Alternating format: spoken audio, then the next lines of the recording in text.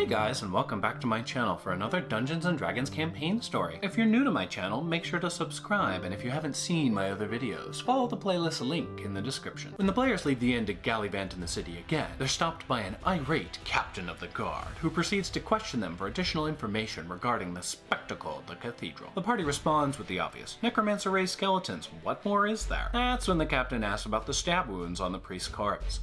He's onto them, but not for long. Barakas asks for a job as a city guard, which the captain misunderstands and says, yeah, you can go do detective work on the cathedral if you want. Barakas, however, thinks he's a guard now. You can imagine how this plays out. The ranger feels the captain is prejudiced and starts to sass him pretty aggressively. Flustered, the captain pulls his sword on her, but then realizes he's outnumbered, sheepishly puts his sword away, and storms off. The ranger hurls insults until he disappears from view. The literal moment that the guard captain leaves, two assassins drop down and attack the party. They're fairly clumsy and miss their initial assault.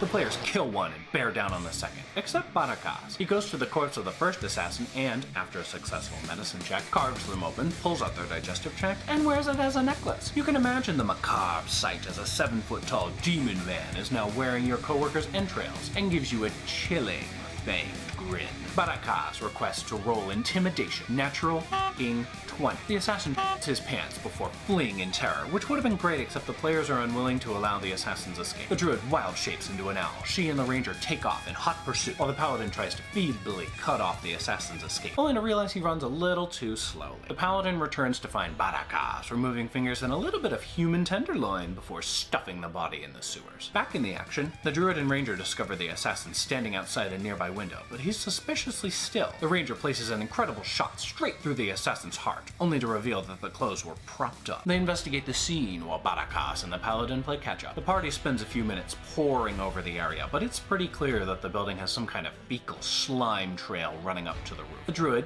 still in owl form, flies up to inspect the roof. She rolls a natural 1, gets vertigo, and comes crashing down. Barakas tries to climb the building and rolls a natural 1 on his athletics check, smearing himself on the trail of feces as he slides down before he lands in the soiled clothes. Rough break, man. The ranger, despite being the shortest, climbs up the building and does a triple vault onto the roof thanks to the extra momentum granted by her athletics check roll, which is a natural f***ing 20. She discovers that the assassin went through the roof and alerts the rest of the party before scaling back down. The players are conflicted about what to do. Barakas goes to the nearest area he can wash himself off while everyone heads inside the tavern and gets comfortable. Unbeknownst to the party, Barakas fills one of his empty vials with some of the vile substance he retained on his clothes. As he's walking to get clean, the commoners are giving him as wide of a berth as possible, while several guards follow at a range of 60 feet. Barakas notices and says, "Come here, brothers of the guard. Barakas is one of you." The guards scatter and Barakas briefly grumbles to himself before resuming his walk. Inside the tavern, the ranger and paladin have a drinking contest. The paladin, however, subtly cheats by casting Purify Food and Drink for the first 4 rounds. The ranger loses and pukes all over the ground, but the barkeeper calls the paladin on his trickery. At least the players tipped extra for the cleanup. Couldn't the assassin have escaped during the drinking contest, you asked? Well, there are 2 reasons for no. The first, the druid turned into a rat and started sniffing the patrons to figure out who it could be. The second, is some owlbear sat outside the tavern door keeping it closed. He could have gone out a window, but at that point it would have been a little noticeable. The druid decides that no one but the sweaty geriatric man who appears to have his pants is a suspect. That's when I see a light bulb pop over her head and she says, oh yeah, he could be using a magical disguise. Cue dispel magic and surprise, the assassin. The ranger shoots him in the head without missing a beat, and the party pays the barkeeper for the inconvenience, and the players drag the body outside. Barakas removes a few more fingers since he's a little bitter that he didn't get to help. Body gets chucked into the sewer. Pretty convenient garbage disposal. The druid suggests that the sketchy woman at the general store might have answers about the assassins. You know, the one that was willing to sell tiefling skin coats. That one. No one has a better suggestion, so the party trudges over to the general store, where they're greeted with a friendly, "Oh, good to see